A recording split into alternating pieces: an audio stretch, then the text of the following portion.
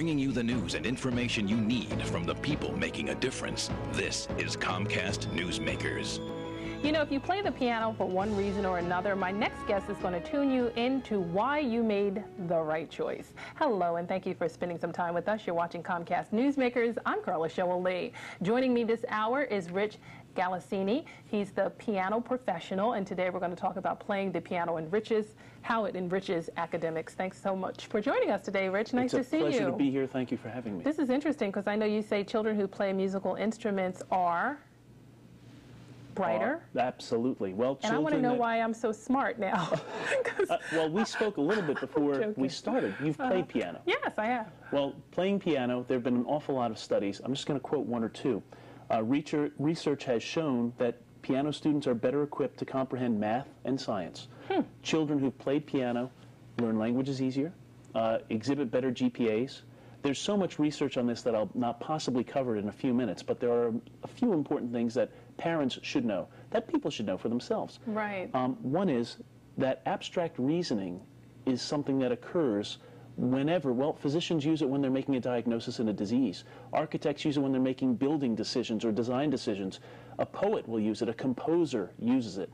And this is something that's strengthened. There's studies that show this from taking music lessons, but the effect is very profound with piano. Yeah. In fact, it's most profound with keyboard instruments. Well, they say here music researchers are finding correlations between music making and some of the deepest workings of the human brain. Absolutely.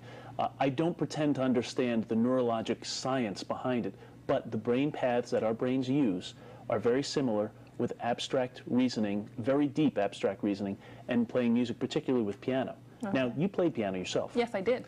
For 9 years. Wonderful. And I'm not that I wish good. I brought a piano with me. But, you know, I could have belted out a few things for you. Can you name a couple of composers? I can. Okay. I know I had a repertoire of Bach and Brahms. Very good. Yeah. Now, I asked you that because virtually every one of the most famous classical composers were keyboard players. There's a reason for that. Remember I said the effect of abstract thinking is most profound with keyboard. A violinist can be a wonderful violinist, and I don't mean to take this away from any other musical instrument. Parents, if your children are going to play any musical instrument, that's a good thing. That's a wonderful thing. But a pianist or an organist is the entire orchestra. A violinist may be very good, but the musical decisions that they make, which is abstract thinking, is with one musical line. A pianist has to make many musical decisions all along the way. And I was speaking with a professor of piano, and he said, yes, that's why they have to practice 8 hours a day instead of 3 hours a day, like an awful lot of other people. But these effects do take place in children and are something that does not go away when they're done playing the piano. They can take these things to other areas. The reason to give our children piano lessons is not to be a concert pianist. Yeah. It's because of all the other wonderful things that it does. I know some people have stopped playing the piano for one reason or another, and it might be because of the teaching background. I'm so happy you brought that up. Yes. Because that's why I stopped, personally. Yes. Really. My first piano teacher was a Roman Catholic nun, and the first thing she did was show me what middle C was on the piano. That's like taking an infant, because I had no musical vocabulary, and showing them the word house and saying, this is house, now say it. It doesn't make sense. There are specific methods that are wonderfully for young children. One is the Suzuki method. And there's lots of ways to get a hold of Suzuki teachers in the greater Philadelphia area.